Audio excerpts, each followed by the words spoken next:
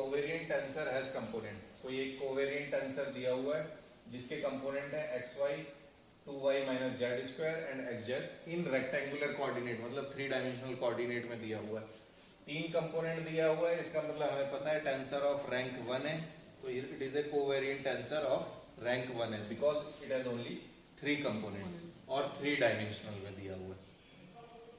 Now हमें find out क्या करना है, determine its component in spherical coordinate. तो हमें एक तरफ कोऑर्डिनेट दिया है रेक्टेंगुलर यानी कार्टेशियन कोऑर्डिनेट सिस्टम दिया हुआ है xyz, और दूसरी तरफ दिया हुआ है हमें स्फेरिकल कोऑर्डिनेट सिस्टम।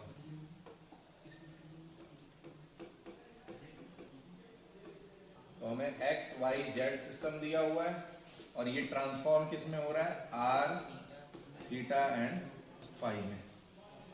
तो हम इसे ऐसे भी लिख सकते हैं x1 x2 and x3 coordinate system, और ये ट्रांसफॉर्म हुआ है x1 dash x2 dash x3 dash में। ठीक है, और क्या हमें गिवन है, हमें कोवेरिएंट टेंसर के कंपोनेंट गिवन है, यानी कोवेरिएंट टेंसर क्या होता है, ai and I is taking value 1 2 and 3, that is a1 given है, a2 गिवन है, a3 गिवन है। तो ये तो हमें गिवन है और हमें निकालना क्या है, a1 dash a2 dash and a3 dash. So हमें a1 dash a2 dash a3 dash निकालना है। तो हमें पता क्या है, हमें रिलेशन पता है इसकी ट्रांसफॉर्मेशन इक्वेशन, क्योंकि उसी से तो मैं a1 a2 a3 निकाल सकता हूँ। तो कोवेरिएंट टेंसर की ट्रांसफॉर्मेशन इक्वेशन क्या होती है, del x divide by del x i dash a j, यहाँ पर j आ जाएगा। Is this okay? तो इसे हम और ओपन कर सकते हैं because j is a sum index. तो हम इसे क्या लिख सकते हैं, del x1 divide by del x i dash a1 plus del x2 divide by del x i dash a2 plus del x3 divide by del x i dash a3। ठीक है, अब हमें निकालना क्या है, a1 dash a2 dash a3 dash. तो ये हमारा ai डैश जनरल आ गई। अब मैं i की वैल्यू 1 रखूंगा तो a1 डैश निकल जाएगा, i की वैल्यू 2 रखूंगा तो a2 डैश आ जाएगा, i की वैल्यू 3 रखूंगा तो a3 डैश आ जाएगा। अब मुझे गिवन क्या क्या है, मुझे a1 पता है, a2 पता है, a3 पता है, जो कि मुझे दे रखा है a1 is equal to xy, a2 is equal to 2y minus z square, a3 is equal to xz। Is this okay? और क्या मुझे चाहिए, del x1 divide by del x1 dash चाहिए, सिमिलरली डेल x2 डैश चाहिए, ऐसी मुझे ये relation चाहिए। तो इसका मतलब मुझे रिलेशन चाहिए r थीटा और फाई के बीच में x y z का रिलेशन, यानी कार्टेशियन और स्फेरिकल कोऑर्डिनेट के बीच में रिलेशन पता चाहिए। तो हम जाएंगे कोऑर्डिनेट सिस्टम में। स्फेरिकल कोऑर्डिनेट सिस्टम क्या होता है, जैसे मान लो x y and z system है, और अगर स्फेरिकल कोऑर्डिनेट की बात करूं तो r थीटा और फाई के टर्म में होता है। तो ये तो हो गई r, this is the value of r मतलब radius of that sphere, radial coordinate. ये हो गया थीटा, तो थीटा तो हो गया आपका ये एंगल जो z के साथ बना रहा है, और फाई क्या हो जाएगा, जो इसका कंपोनेंट जो आएगा वर्टिकल कंपोनेंट जिसके साथ x के साथ जो ये एंगल बनाएगा। नाउ सपोज अगर ये r है और ये थीटा है, तो इसका हॉरिजॉन्टल कंपोनेंट क्या हो जाएगा, r cos थीटा। तो z क्या हो जाएगा आपका सीधा r cos थीटा। अब इसका एक हॉरिजॉन्टल कंपोनेंट तो ये हो गया r cos थीटा, तो दूसरा कंपोनेंट क्या हो जाएगा, r sin थीटा, जो इसके x y के प्लेन में आएगा, that is the r sin theta. अब ये r sin थीटा है और फाई बना रहा है x के साथ, तो इसका हॉरिजॉन्टल कंपोनेंट क्या हो जाएगा, cos फाई, और इसका वर्टिकल कंपोनेंट क्या हो जाएगा, sin फाई। तो ये क्या हो जाएगा, r sin theta cos phi, और ये क्या हो जाएगा, r sin theta sin phi. तो it means x is equal to r sin theta cos phi and y is equal to r sin theta sin phi. Is this okay? तो हमें यहाँ x Y और Z के बीच में relation मिल गया are theta phi की terms में। ठीक है, तो नाउ कम्स बैक टू, हम क्या करेंगे, अब हम ये इक्वेशन लिखेंगे, a i dash is equal to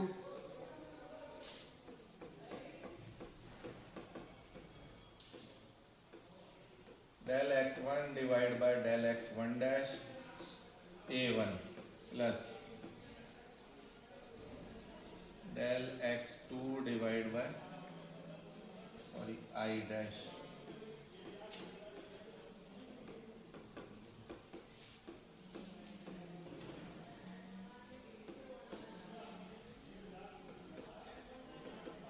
ठीक है। अब मुझे a1 डैश पहले निकालना है, तो i इज इक्वल टू क्या रख दूंगा मैं 1, तो a1 डैश क्या हो जाएगा del x one divide by del x one dash a1 plus del x two divide by del x one dash a2 plus del x three divide by del x one dash a3। अब a1 a2 a3 क्या given है मुझे, तो x1 तो मेरे पास del x हो गया, x1 dash क्या हो गया मेरे पास डेल r हो गया, a1 मुझे क्या गिवन था xy प्लस डेल x2 क्या हो गया मेरे पास डेल y हो गया,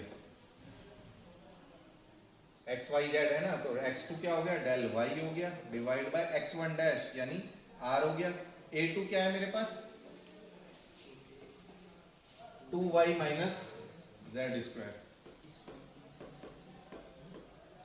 ठीक है, सिमिलरली x3 क्या हो गया z हो गया divide by del r, a3 क्या है मेरे पास xz। Is this okay. अब आपको निकालना क्या है del x by del r, del x by del r, तो यहां से क्या हो जाएगा del x by del r, differentiate with respect to r करूंगा तो क्या आ जाएगा sine theta cos phi. Similarly del y by del r क्या हो जाएगा साइन थीटा साइन फाई। ठीक है, पार्शियल डिफरेंशिएशन कर रहा हूं मैं। Similarly del z by del r क्या हो जाएगा कॉस थीटा, तो ये आ गया आपके पास। अब now use this in this, तो क्या हो जाएगा ये del x by del r sine theta x और वाई की वैल्यू भी रख देंगे हम, एक्स और वाई की वैल्यू क्या हो जाएगी r square sine theta sine phi cos phi, r square sine theta sine phi cos phi. ठीक है, plus del y by del r sine theta sine phi, 2y minus z square, same way 2y minus z square multiply कर देंगे value रख देंगे। Similarly same way del z by del r cos theta, फिर value रख देंगे x और z की value, तो हमारे पास फाइनल r थीटा, क्योंकि हमें a1 डैश निकालना है, डैश मतलब ट्रांसफॉर्मेशन कोऑर्डिनेट की टर्म में, तो वो भी कोऑर्डिनेट जो आएंगे r थीटा और फाई की टर्म में ही निकालना पड़ेगा मुझे ना, क्योंकि ये फंक्शन ऑफ क्या है r थीटा एंड फाई, और r थीटा और फाई जो है वो x y और z पर डिपेंड करते हैं। तो ये फाइनल आंसर मेरा जो आ जाएगा वो r थीटा एंड फाई की टर्म्स में आ जाएगा। सिमिलरली a2 डैश निकाल लूंगा मैं, सिमिलरली a3 डैश निकालूंगा। इज दिस ओके, कोई प्रॉब्लम है यहाँ पर, समझ में आ गया ना। तो ये एक तरह से कार्टेशियन से स्फेरिकल कोऑर्डिनेट में जो हम कर रहे हैं, ये एक एग्जांपल है कोवेरिएंट टेंसर का। ठीक है, just take the next question. So next question is show that Kronecker delta delta i j is a mix tensor of rank 2 है। मैंने बताया था किसी भी टेंसर को प्रूव करना है कि वो टेंसर ऑफ रैंक 1 है या 2 है, तो हमें उसे ट्रांसफॉर्मेशन ऑफ कोऑर्डिनेट की टर्म्स में एक्सप्लेन करना पड़ेगा कि वो सेटिस्फाई कर रहा है या नहीं कर रहा है। मतलब डेल्टा आई जे की डेफिनेशन क्या होती है, delta x i divide by delta x j. ठीक है, प्राइम फ्रेम यानी चेंज ऑफ कोऑर्डिनेट में क्या हो जाएगी डेल्टा आई जे डैश क्या हो जाएगा, delta x i dash divide by delta x j dash. ठीक है, चेंज ऑफ फ्रेम में इसकी definition, i is equal to j it will give 1, when i is not equal to j it will give 0। अब हमें ये prove करना है कि ये मिक्स टेंसर ऑफ रैंक 2 है, यही प्रूव करना है ना हमें। मतलब जब मैं इसका ट्रांसफॉर्मेशन करूं तो इसमें 2 टर्म आनी चाहिए विद रिस्पेक्ट टू दिस, ऐसे ही होगा। तो इसे प्रूव करने के लिए अब मैं क्या कर रहा हूं, let us take delta x i dash divide by delta x के ले लो।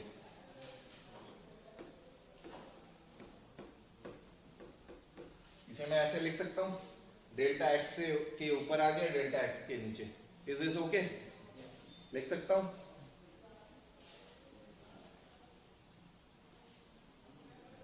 Now once again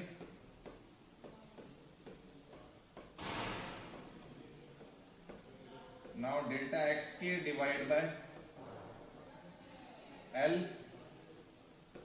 delta x l delta x j. अब मैं इसे ऐसे भी लिख सकता हूं ना। Once again it will differentiate, क्योंकि पार्शियल डिफरेंशिएशन है और एक्स के and x l all are independent coordinate, तो मैं ऐसे लिख सकता हूं इसे। अब let us concentrate on this. What is this? This is same way of this definition. तो इसे मैं इससे रिप्लेस कर सकता हूं, तो क्या हो जाएगा ये, delta i j dash is equal to पहली term delta x i dash divide by delta x के। इस वाली टर्म को पहले लिख लेता हूं, delta x l divide by delta x j dash. अब इस वाली टर्म को देखो, डेल्टा एक्स के divide by delta x L.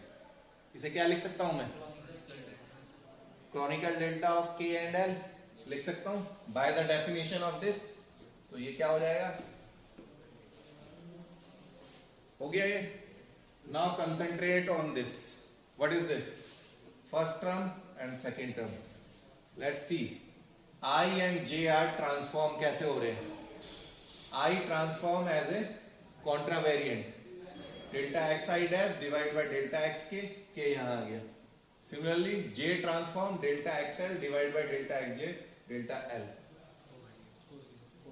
Covariant की टर्म्स में। तो ये ट्रांसफॉर्मेशन ऑफ कोऑर्डिनेट को एक्सप्लेन कर रहा है। This is the transformation equation for mix tensor of rank 2. It means it satisfies this relation. So delta ij is a mixed tensor of rank 2 because ये transformation equation को explain कर रहा है। So delta ij क्या है, it is a mixed tensor of rank 2। तो ये proof कर रहा है, hence proof। ठीक है, so ये प्रूफ हो गया। ये क्वेश्चन आता है जनरली पेपर में, show that delta ij is a mixed tensor of rank 2।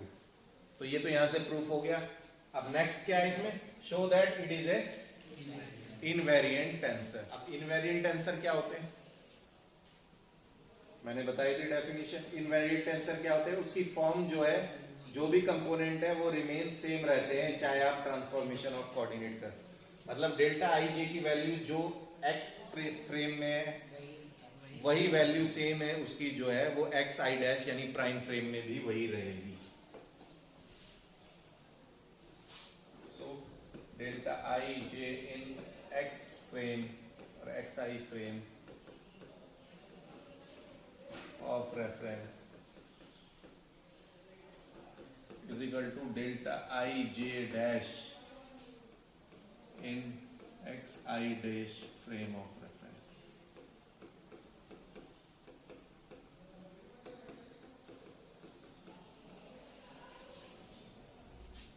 Tensor. So सबसे पहले आएंगे हम इसकी डेफिनेशन पे। So it will equal to 0 if i is not equal to j, और it is equal to 1 if i is equal to जे। ठीक है, ये तो ओरिजिनल फ्रेम ऑफ रेफरेंस हो गया। अब हमें सेम आएगा वैल्यू, तो इसमें इसकी डेफिनेशन क्या हो जाएगी, क्योंकि इस फ्रेम में भी इसकी डेफिनेशन तो इन्हीं इंडिसेस पे वेरी करेगी। तो इस केस में भी अगर मैं i is equal to j रख दूं तो ये वैल्यू क्या देगा, it will give 1 if i equal to j. और अगर मैं इसमें i is not equal to j रखूंगा तो भी वैल्यू क्या आएगी, 0 आएगी। मतलब दोनों में वैल्यू उसकी सेम आ रही है फ्रेम ऑफ रेफरेंस में। इट मींस किसी भी टेंसर की अगर वैल्यू एक फ्रेम ऑफ रेफरेंस में एक पर्टिकुलर वैल्यू आ रही है और दूसरे फ्रेम ऑफ रेफरेंस में भी सेम वैल्यू दे रहा है, it means it is a invariant quantity or invariant tensor. So is this okay?